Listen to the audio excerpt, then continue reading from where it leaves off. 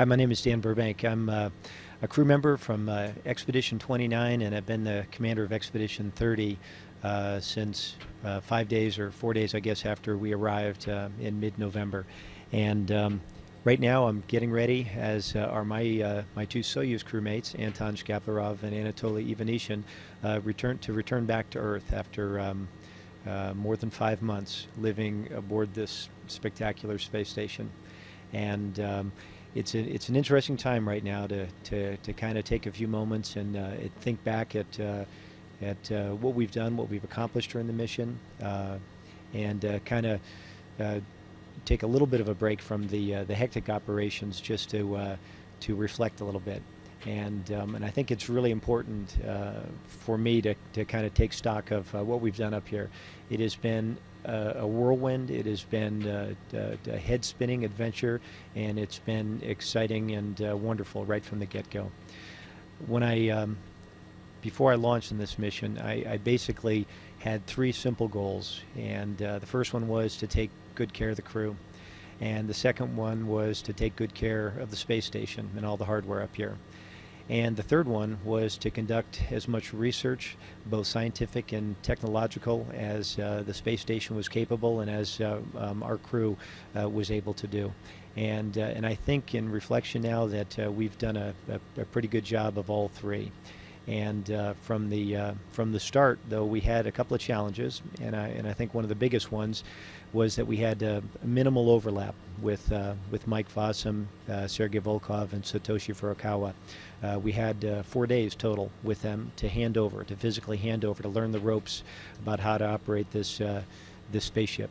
And that in itself would have been a major challenge if it were not for the fact that the ground and that crew were very clever and kind of thought outside the box. And we basically spent a couple of months leading up to our launch talking with them, getting video downlinks with them, and doing, I guess, what I'd call a virtual handover, learning all the ropes, learning how to operate all the intricate and critical hardware on space station, how to do even the mundane and routine things that we do on a daily basis.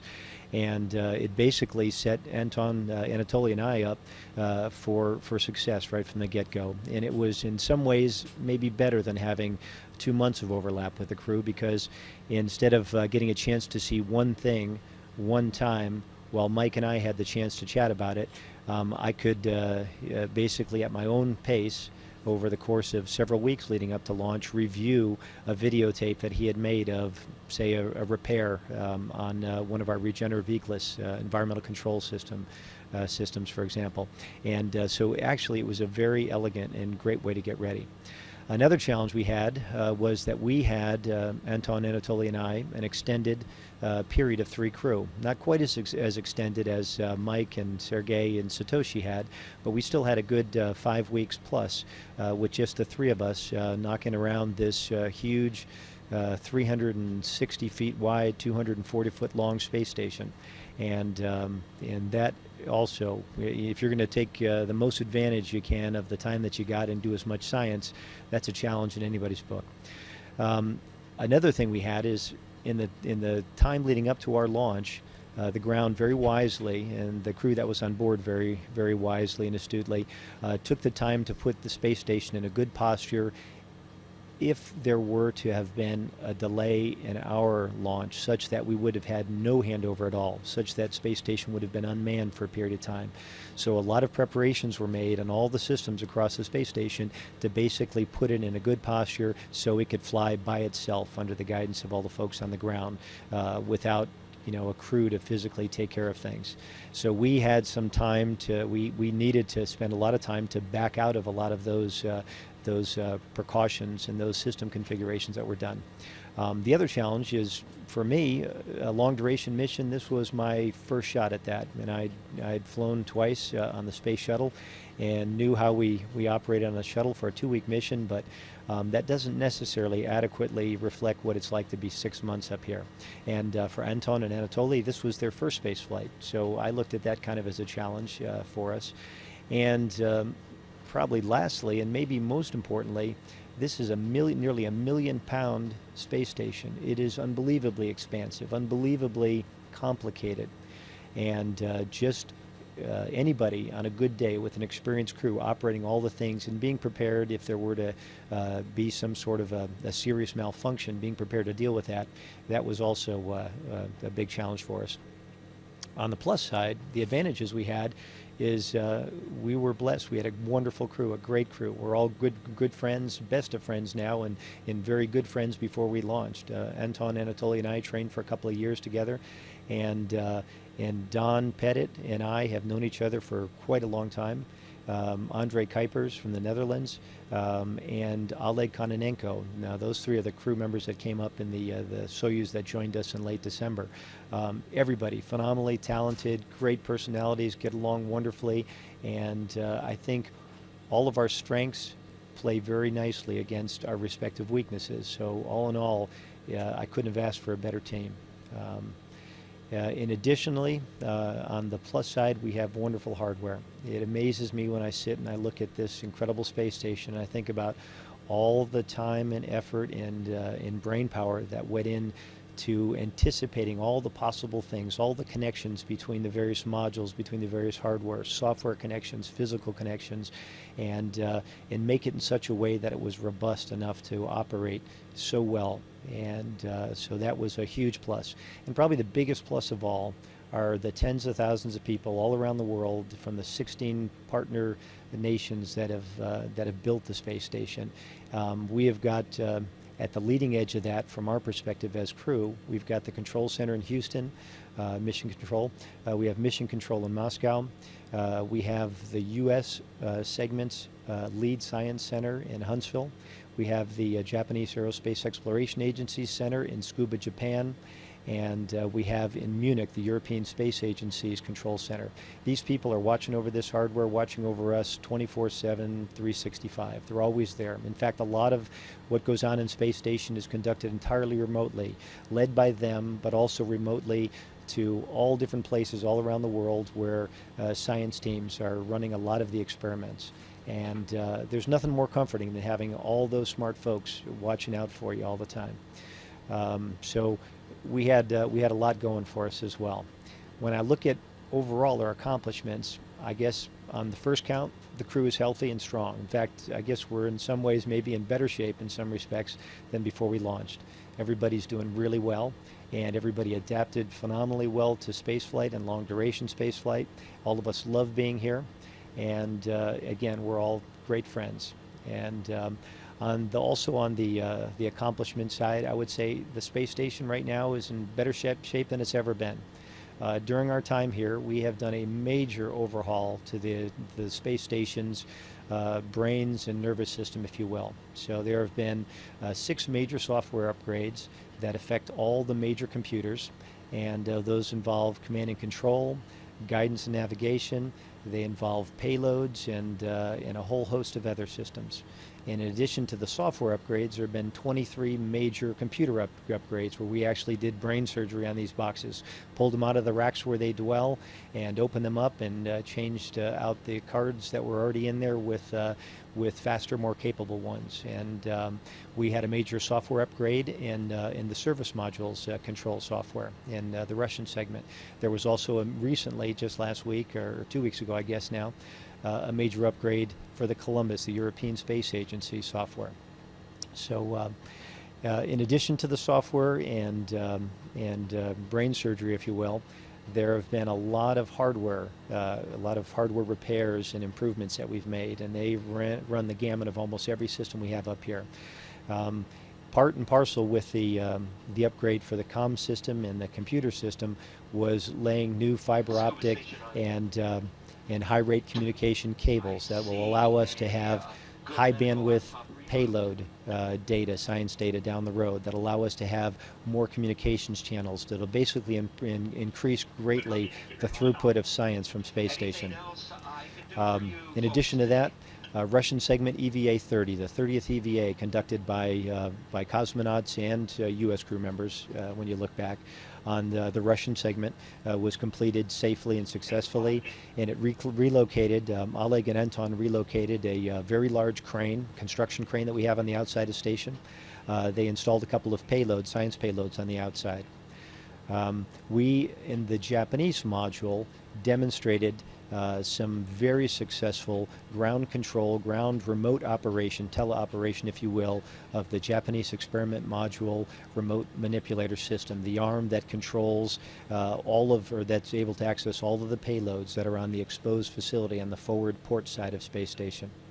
We had a lot of visiting vehicles. We had, when we got here, the 45 progress number 45 was here.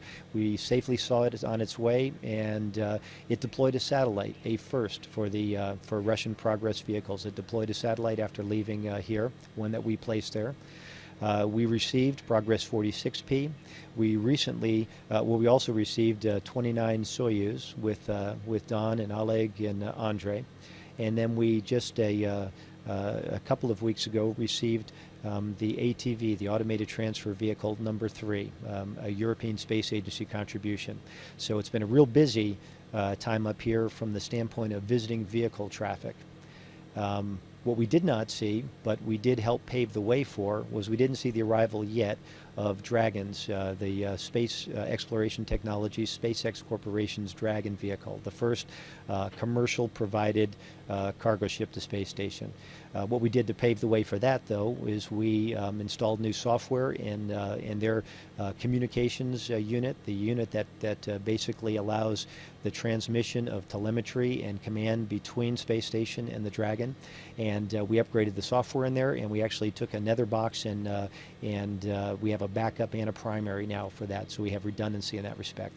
And we've done a lot of other preparations to kind of pave the way for Dragon, which will be coming in a couple of weeks. So on the visiting vehicle side, very busy. On the research side, which was my third goal, is we have done over 180 separate scientific and technological investigations during our time here on station. So it's been really busy, and those run the gamut from human research, which is one of the fundamental goals of the U.S. segment science, and that is how to figure out how humans adapt to spaceflight, how to figure out how to make it safer so that we can ultimately leave low Earth orbit, go to the moon, go to asteroids, and go to Mars, and do that in a safe way. A lot of changes happen, and the changes occur in the physiology, basic physiology, musculoskeletal system, the vascular system. A lot of changes occur even in our perception, and our orientation systems, our perception of three-dimensional space and our orientation there. All these things are really important things to know if we're going to get crews beyond low Earth orbit, which is one of the fundamental goals of space station. In addition to that, there's basic biological research we've done. We have done fluid physics, including a wonderful Marangoni convection experiment that was conducted in the Kibo Japanese experiment module. Capillary flow experiments, combustion experiments, including an experiment called SPICE, or as we call it, SPLICE. And also recently a combustion of solids in space experiments called BASS. We have conducted a lot of Earth science. Here from Space Station, we have managed, at least the crew handheld imagery, to take upwards of 200,000 images of planet Earth from here. And in addition to that, there are a lot of remote sensors around the space station that both image Earth and image deep space. And on the technological experiment side, or the technological development side, I think Space Station, because of its location on a frontier in probably one of the harshest environments known to man, is in and of itself a global, a very large technological research project. Figuring out how to keep hardware operating long-term here is absolutely crucial. It's crucial if we're ever going to leave low Earth orbit. We have to be able to safely sever the fairly regular logistic stream, the lifeblood that we have that allows us to get spare parts, that allows us to get consumables from planet Earth here. We have to figure out a way how to have crews be able to do all kinds of intricate repairs on Space Station. All the vehicles the U.S. has ever flown before have always been returned to the professionals or been returned to museums right after spaceflight. Crews have never had to turn wrenches to the degree that we have to on board Space Station right now.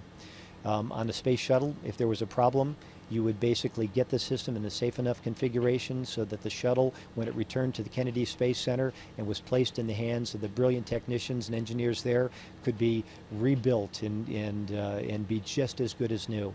And we basically need to be able to do similar level repairs here on Space Station. It's a whole new way of operating for astronauts and for the ground crews that plan how we do things. So on the global scale, this is a really important thing, and I think we've had a chance to turn a lot of wrenches and do a lot of work along those lines. There's also a couple of other smaller experiments here that I think are important along those same lines for technological research. And one is Robonaut, which is basically a human-like, from an anthropometric standpoint, robot that is a technology test bed to figure out how we can incorporate robotics here in space to reduce the risk, to maybe capitalize on the crew time a little bit more by giving more mundane and routine kinds of tasks to robotics, but also potentially down the road we'd like to think to be able to take robots like that outside with us during spacewalks. And by having hands that are just like human hands, the Robonaut can, in effect, operate with all the tools that we operate. And so it is a very clever, very intricate, very complicated, but very promising kind of technological research.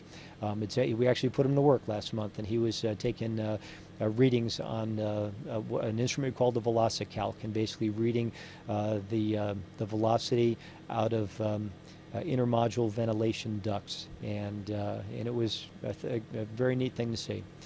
Probably one of the most important technological research things that we have going on board Space Station is the regenerative environmental control life support system. So the racks that make up the capability for us to close the life support loop, or at least partially close that, are critical for exploring deep space. Every pound of stuff that we bring to space right now to low Earth orbit takes 20 to 25 pounds of rocket fuel and rocket body to get it up here. That's how much kinetic energy you have to put into it to get here. It means that every pound of me, every pound of air that I breathe, of food that I eat, every pound of scientific experiment payload that we install and work on in a rack here takes 20-fold times more in rocket fuel to get here. So what we want to do is basically capture all the moisture that we exhale, all the moisture through urination that we get rid of, and take that and purify that water and feed that water back into the front end of the environmental control system loop, so it doesn't cost all that much money. And that technology also is very promising down the road for allowing you to deal with disasters in areas where suddenly you don't have water available. It allows you to purify water and do it in a very cost-effective way. So that whole piece of Space Station doesn't fall under the rubric of what we call science investigation, but it's a very important technological research investigation. And we have spent a lot of time in those racks and spent a lot of time keeping that equipment working, and in so doing have learned a lot about how that gear works, how to make it better for applications on Earth, how to make it better for applications leaving low Earth orbit.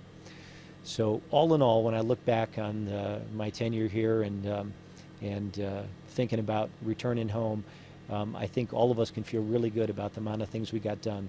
And again, I cannot overemphasize how much and how critical it is, all the people that work on the ground that make all of this possible. And we're just one small part of that equation. Now, when I sit down and think for a moment about returning to planet Earth, part of me is really going to miss this. It's indescribably wonderful to live in space, to have the incredible privilege of being up here, to do the research we do, to just float around, to look out the window and see planet Earth below and the stars above us.